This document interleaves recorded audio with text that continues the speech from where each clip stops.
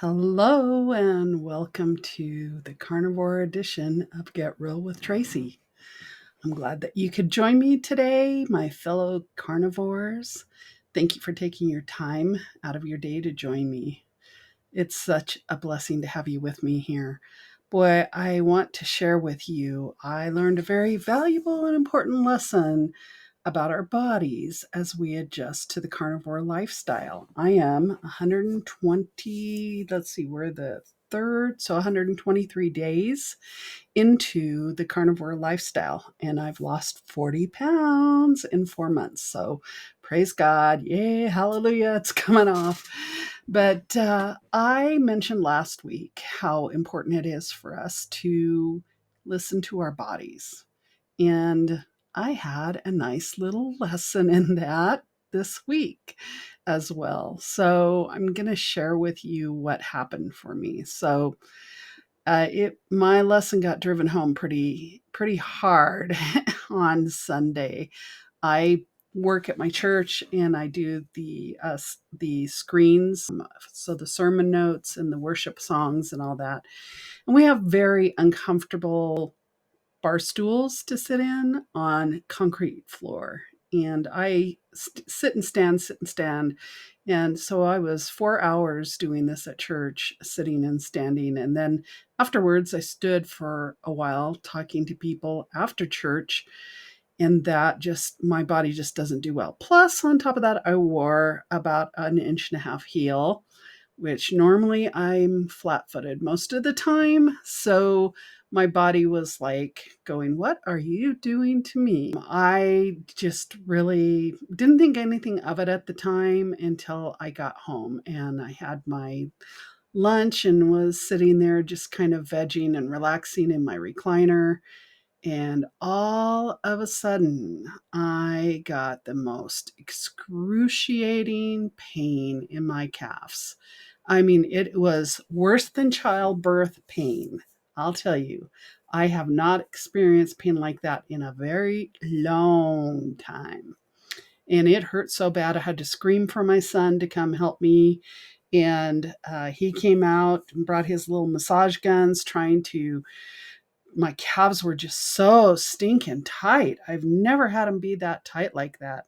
And I had him go get my little thing that I keep on hand, and I will highly recommend to you. It is this quinine drops.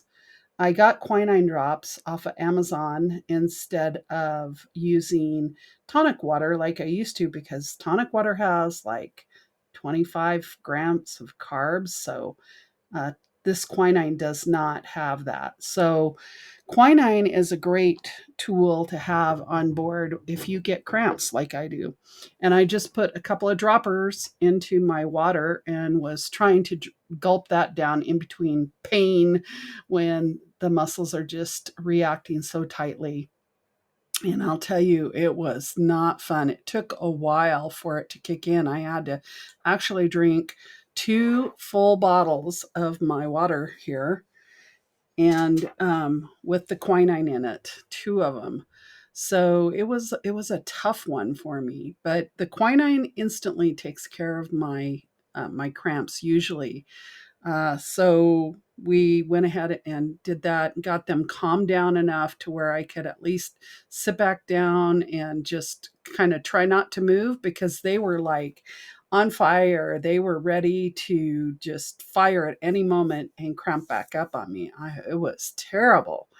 And afterwards, my calves hurt like I had run 100 miles or something. I could barely walk for 2 days. In fact, they're still extremely sore for me today. And I was trying to figure out what the heck brought that on.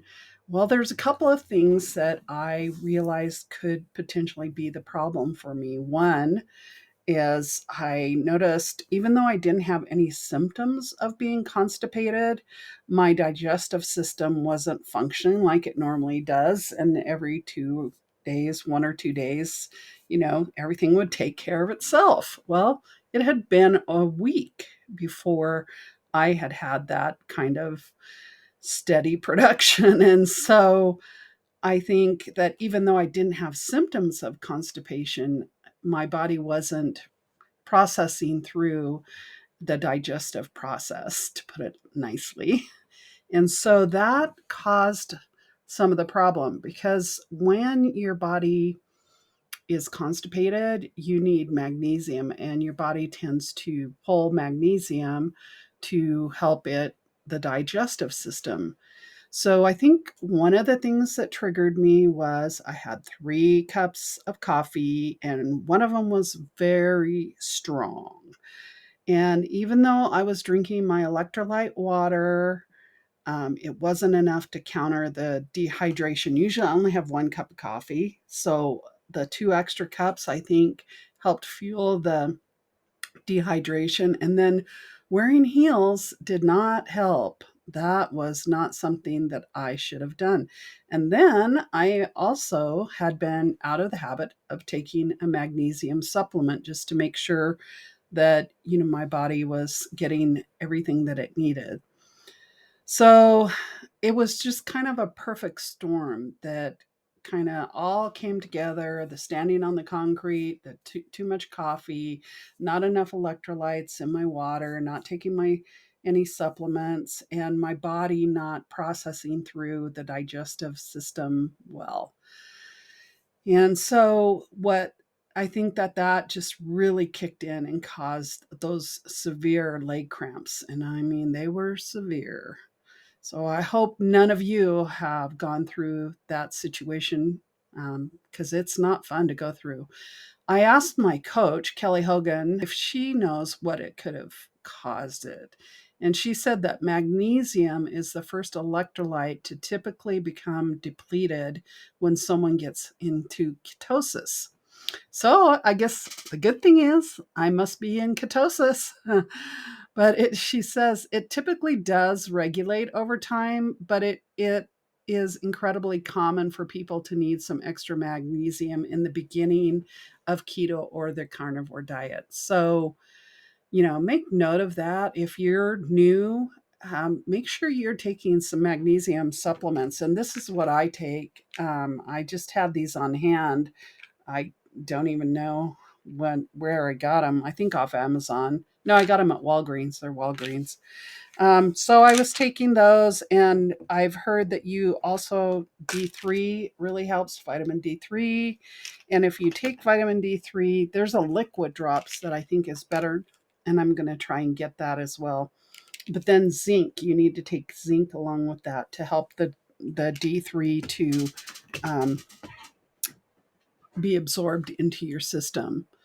So I was started thinking about this, and I was wondering if the issues that I was having with my digestive system was possibly pulling magnesium reserves from other areas to try and get my system moving, and that caused the deficiency in my calves and caused the cramps. I would really love to know if there's any medical doctors watching here, if you would kind of weigh in on that, if that's a possibility. I know that sometimes your body will do that. If it's depleted in one area, it will pull from others. So that's why it's really important to keep up on your supplements and that.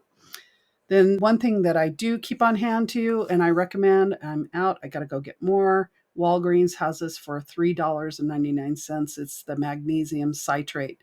This is really good if you are constipated. You don't want to drink the whole bottle, but drink maybe the first bit. I went to this level, and then I would go about another half. You don't want to drink it all at once because it will get you moving, let me tell you, and too much so. But keep some magnesium citrate on hand for those times when you're having issues with constipation and that. So I drank some of that before I went to bed, and it worked like a charm. I only had about maybe about that much of it. But make sure you do that. But my calves are still really super sore, and I'm having a hard time walking, but I am walking and I am getting better, but it's just kind of weird. So I took some of my magnesium when I went to bed last night, supplements, and I'm going to take them again tonight. But I also, this was one thing that I was taking pretty regularly, and I kind of got off the habit of it. So I took two of these last night, the beef liver, grass fed beef liver capsules. I'm not a liver person.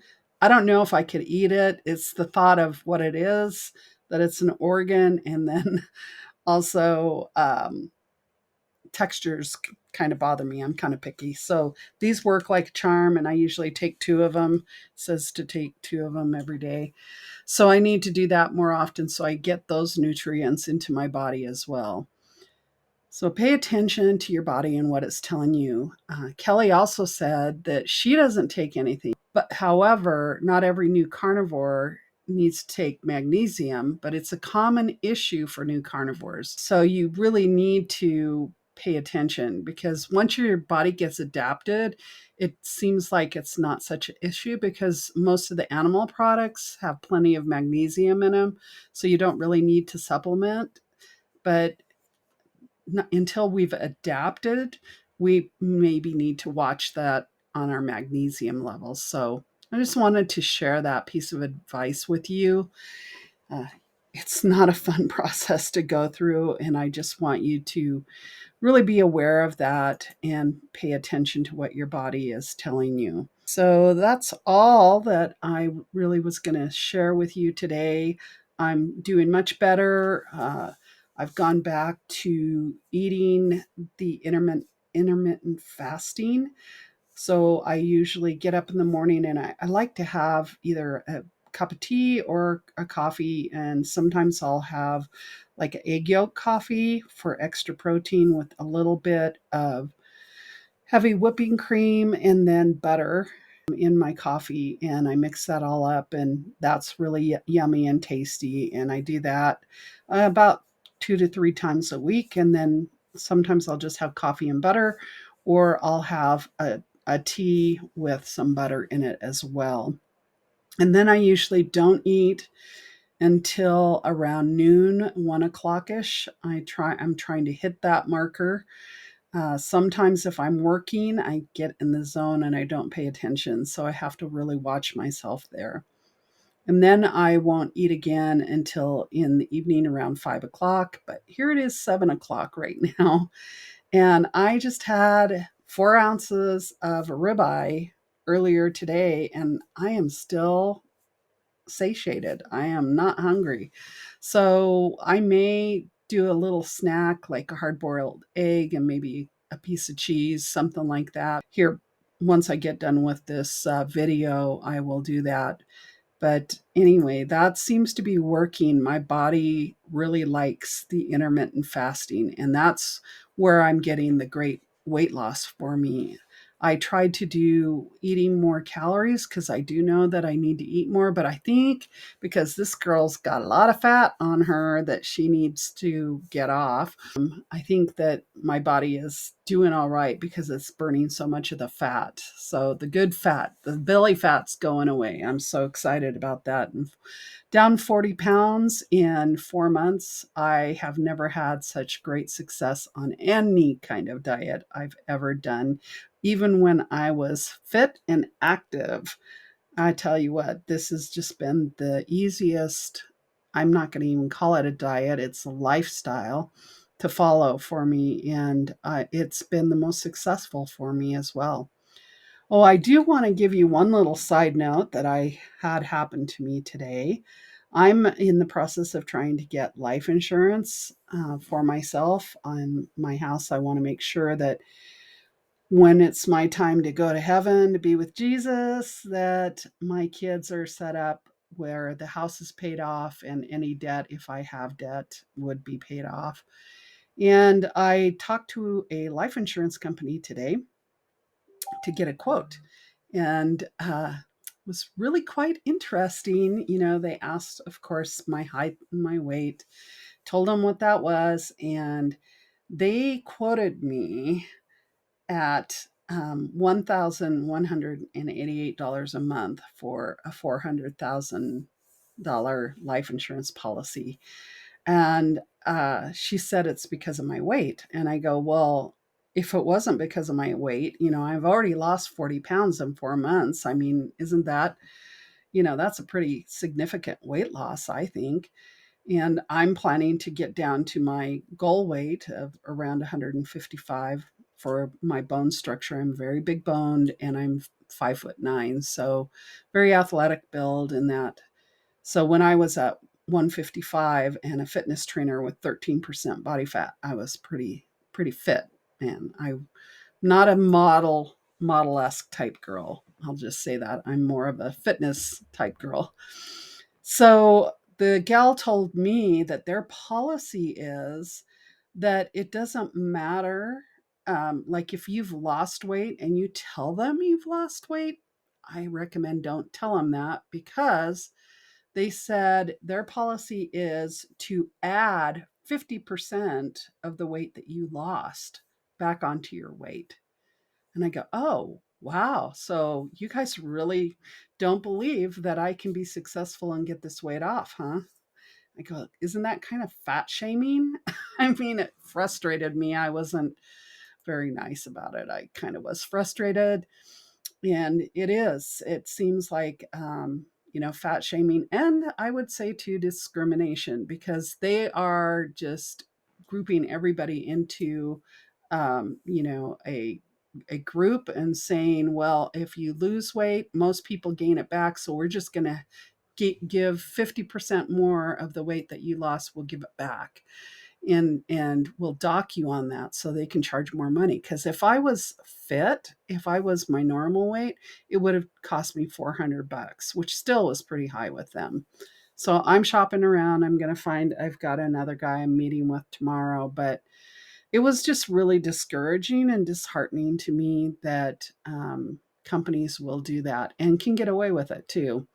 So, anyway, just a heads up for you if you're thinking about looking for life insurance, you may want to wait or don't divulge all the information about how much weight you've lost. Just tell them what your current weight is, and just kind of go from there. But if you tell them you're on a diet, they're going to, and you're planning to lose more weight, it doesn't matter. They said you can get reevaluated, but that's where she told me they'll add the 50% of what I lost back on to my weight. So I will always be docked. Isn't that weird? I mean, it's just weird. But anyway, things you have to look out for when you're going through life.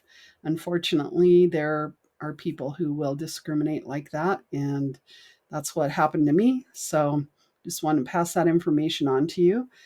That's it for today. I'm going to cut it short here and just say thank you again for your time. It means a lot to me that you would take the time to listen to me, and I hope what I share with you is very helpful and will make a difference in your life.